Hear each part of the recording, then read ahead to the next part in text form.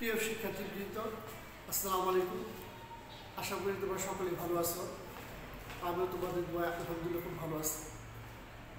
আজ আমি তোমাদের সাথে সপ্তম শ্রেণী ইসলাম নৈতিক শিক্ষার যে বিষয়টি নিয়ে আলোচনা করব, এটা মানব জীবনের সবচেয়ে বেশি গুরুত্বপূর্ণ। এই বিষয়টি আজ তোমরা বুঝতে পারবে যে আমাদের জীবনের উদ্দেশ্য কী, মানব জীবনের সৃষ্টি উদ্দেশ্য কী, কেন আল্লাহ তাআলা আমাদেরকে দুনিয়াতে পাঠিয়েছেন আমাদের সৃষ্টি করতে। আশা করি তোমরা এটা পুরোপুরি উপলব্ধি করতে পারবে। তাহলে মানব সৃষ্টির প্রধান উদ্দেশ্য কী? সেটা হচ্ছে ইবাদত।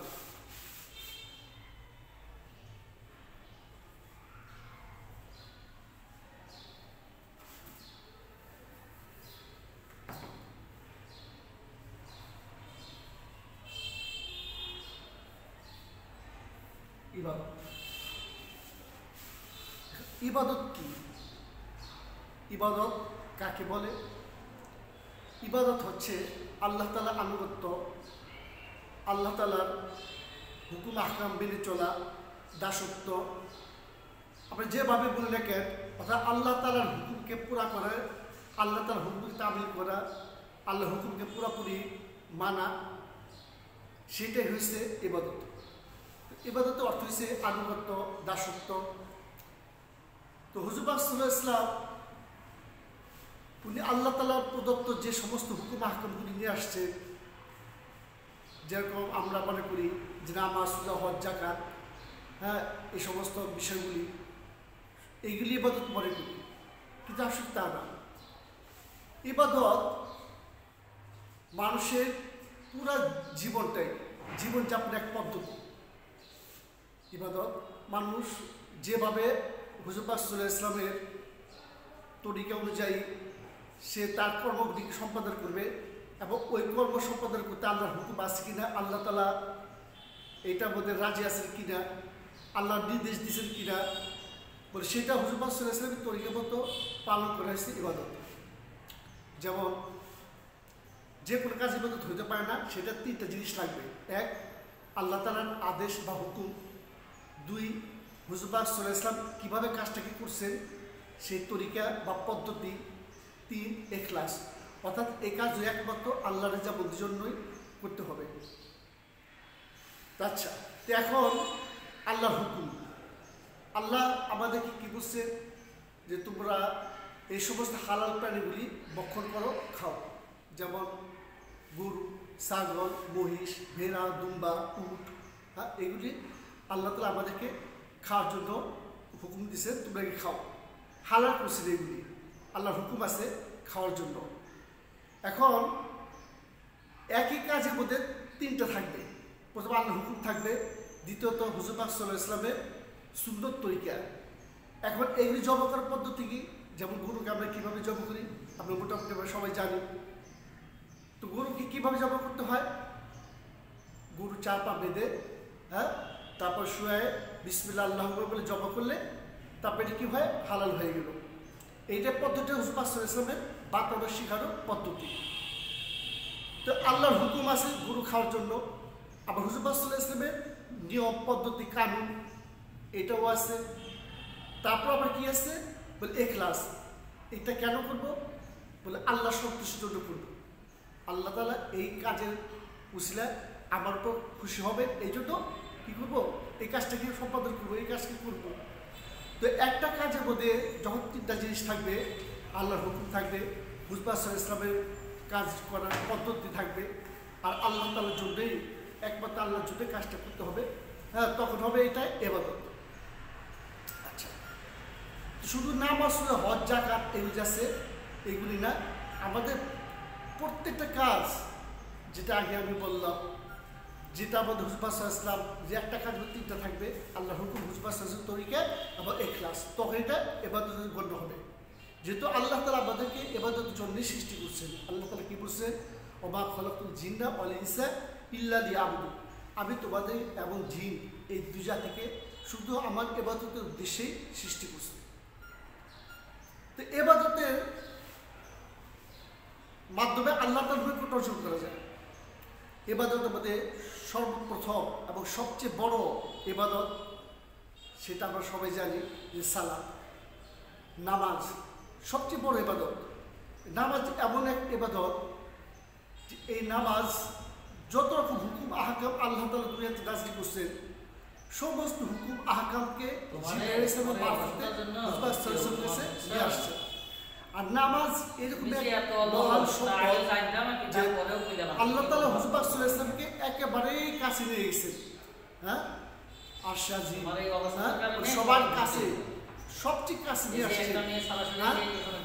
আমরা মেরেজের ঘটনা সবাই জানি কিভাবে হুজুর পাক সাল্লাল্লাহু আলাইহি ওয়াসাল্লাম গেছেন। তো হুজুর পাক সাল্লাল্লাহু আলাইহি ওয়াসাল্লাম কি করছে, আল্লাহ তাআলা এত কাছে নিয়ে সর্বশ্রেষ্ঠ যে এই সম্পদ, সর্বশ্রেষ্ঠ যে আমল, সেই আমলটাকে দিছে, সেটা কি নামাজ। তো নামাজ আমরা পড়ব। এখন নামাজের বিষয়ে আল্লাহ তাআলা কি বলছেন, ওয়ারকাউ মা রাকিন, অর্থাৎ রুকু কায়দের সাথে রুকু করে। এখন নামাজ কিভাবে পড়তে হবে, আমরা সবাই নামাজ পড়ি। এখন নামাজ আমাদের কিভাবে পড়তে হবে এটা আমরা জানবো। এটা আমাদের জামাতের গুরুত্ব, ওয়ারকাউ মা রাকিন, অর্থাৎ রুকু কায়দের সাথে রুকু করো। এটাতে আল্লাহ তাআলা বলতেছেন, অর্থাৎ নির্দিষ্ট জায়গায় নির্দিষ্ট সময় ইমামের পিছনে তোমরা কি করো, এই সালাত বা নামাজগুলিকে আদায় করো। নির্দিষ্ট জায়গা কোথায়, এবাদের জন্য নির্দিষ্ট জায়গা আমাদের 5 ওয়াক্ত নামাজের জন্য মসজিদে নির্ধারণ করা হয়েছে। মসজিদে আমরা নামাজ পড়ব নির্দিষ্ট সময়, যে সময়গুলো আছে ফজর, জোহর, আসর, মাগরিব, ইশা। হ্যাঁ, এই নামাজ নির্দিষ্ট সময় এবং ইমামের পিছনে ইমামের পিছনে আমরা কী করবো, এই নামাজগুলিকে আদায় করব। তো আল্লাহ তাআলা এই নামাজ গুরুত্ব এত বেশি দিচ্ছেন, যেরকম গুরুত্ব দিচ্ছেন, বলে এটা করলে যেরকম ফায়দা দিচ্ছেন ঘোষণা করছেন, এবং এটা যদি না করি, এর থেকে বিরত থাকি, তো এই জন্য শাস্তিরও ব্যবস্থা আছে। তো হুজুর পাক সাল্লাল্লাহু আলাইহি ওয়াসাল্লাম জামাত ছাড়া কখনো নামাজ পড়েননি। এমনকি হুজুর পাক সাল্লাল্লাহু আলাইহি ওয়াসাল্লাম একেবারে অসুস্থ, জমিনের মধ্যে বা মাটির মধ্যে পাপ ঠিক মতো রাখতে পারতেছে না, চলতেছে। তো ওই সময়ে হুজুর পাক সাল্লাল্লাহু আলাইহি ওয়াসাল্লাম 2 সাহাবী কাঁধে ভর দিয়ে মসজিদে নামাজ পড়ছেন। আবু বকর রাদিয়াল্লাহু হুজুর পাক সাল্লাল্লাহু আলাইহি ওয়াসাল্লামের নির্দেশে ইমামতি করছেন, হুজুর পাক সাল্লাল্লাহু আলাইহি ওয়াসাল্লাম মুক্তি হয়ে নামাজ পড়ছেন।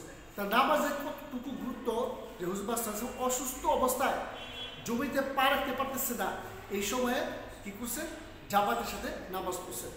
হ্যাঁ, এই জন্য জামাতে নামাজে বলে অনেক নেকি, বলে যে ব্যক্তি জামাতের সাথে নামাজ পড়বে সে 27 গুণ সওয়াব পাবে, 27 গুণ সওয়াব পাবে। হ্যাঁ, এই জন্য আমরা কী করবো, জামাতের সাথে আমরা নামাজ পড়ব।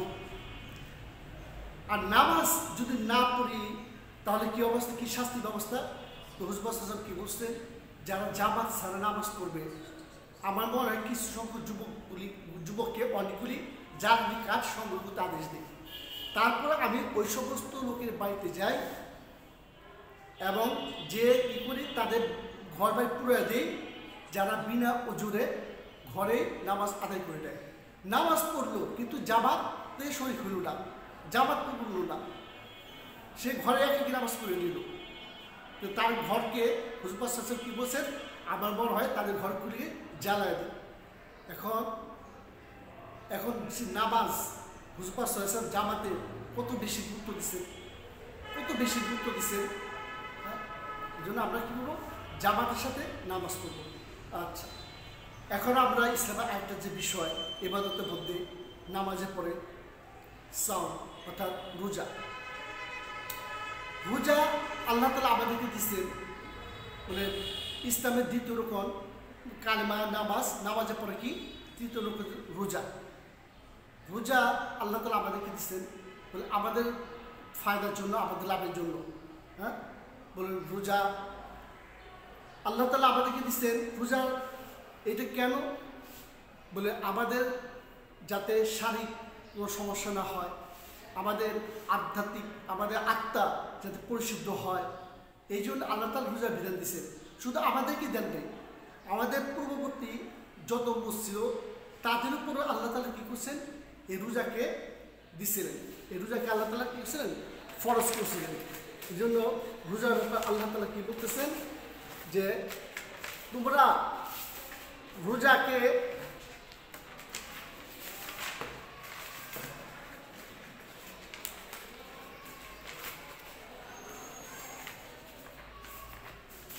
রোজার ব্যাপারে আল্লাহ তাআলা বলছেন যে ইয়া আইয়ুহাল্লাযিনা আমানু কুতিবা আলাইকুমুস সিয়ামু কামা কুতিবা আলাল লাযিনা মিন ক্বাবলিকুম লাআল্লাকুম তাত্তাকুন।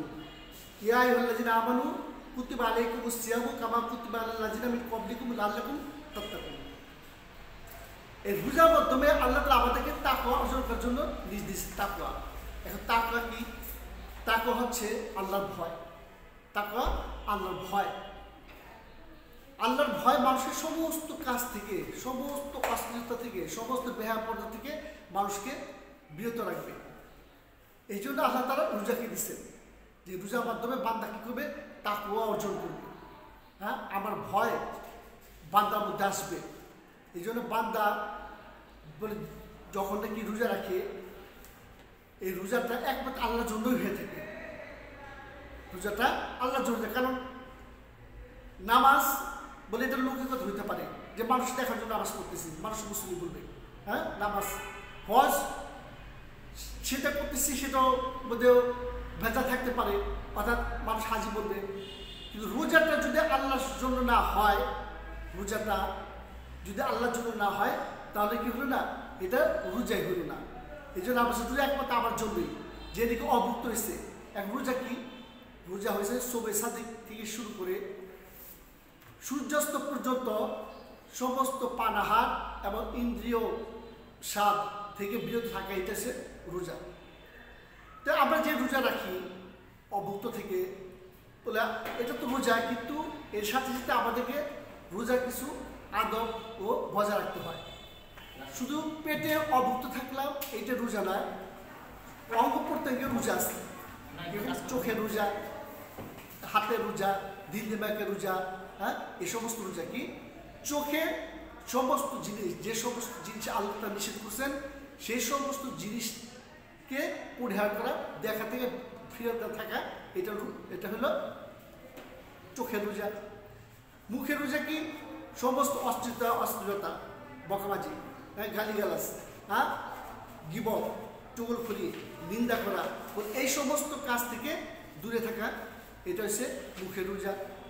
অপর অঙ্গ প্রত্যঙ্গের রোজা, হ্যাঁ, মানুষের মাঠ থেকে দূরে থাকা। এই জন্য শুধু অভুক্ত থাকাই রোজা না, রোজা আরও কিছু আদব আছে যেগুলো আমরা অনুধাবন করব এবং সেভাবে করার জন্য চেষ্টা করব। এই জন্য রোজার সম্পর্কে আল্লাহ যেহেতু বলছেন রোজা আমার জন্য, আমি এর প্রতিদান দিব। আল্লাহ তাআলা এর প্রতিদান আল্লাহ নিজেই দিবেন। কি বলছেন? বেহেশতের দরজার মধ্যে রায়হান নামে একটা দরজা আছে, যে দরজাতে একমাত্র রোজার দ্বারাই প্রবেশ করবে। কিয়ামতের দিন শুধু রোজার দ্বারাই প্রবেশ করবে, ওখান ওই দরজাতে আর দ্বিতীয় কেউ প্রবেশ করবে না। একমাত্র যা রোজা আল্লাহ জন্য রাখছেন তারাই একমাত্র এই দরজা দিয়ে, রায়হান দরজা দিয়ে প্রবেশ করবে। এই জন্য আমরা কী করবো? বলে রোজার সামনে আসতেছে, রোজা মাস, আমরা রোজা মাসে নিজেকে সংযত রাখার চেষ্টা করব। রোজা মানুষের জন্য ঢাল হাদিস আসছে, রোজা মানুষের জন্য ঢাল স্বরূপ। ঢাল দিয়ে যখন আত্মরক্ষা করা যায়, রোজা মানুষ কী করবে? এরকম আত্মরক্ষা করবে। হ্যাঁ, এবং রোজা ফেরে যায় কীভাবে? সাহাবায়ে কেরাম জিজ্ঞেস করছে, ইয়া রাসূলুল্লাহ, রোজা কীভাবে ফারিয়ে যায়? বলে গীবত আর শিকায়ত দ্বারা রোজা ফেরে যায়, হ্যাঁ, ফারিয়ে যায়। এই জন্য আমরা কী করবো? এই থেকে বিরত থাকবো। তো আল্লাহ তাআলা আমাদেরকে নামাজ এবং রোজা যেভাবে আল্লাহ তাআলা নির্দেশ দিচ্ছেন সেইভাবে পুরোপুরি করার জন্য তৌফিক দান করো। আমি তোমাদেরকে এখন কিছু প্রশ্ন দিই, এইগুলি তোমরা দেখবে।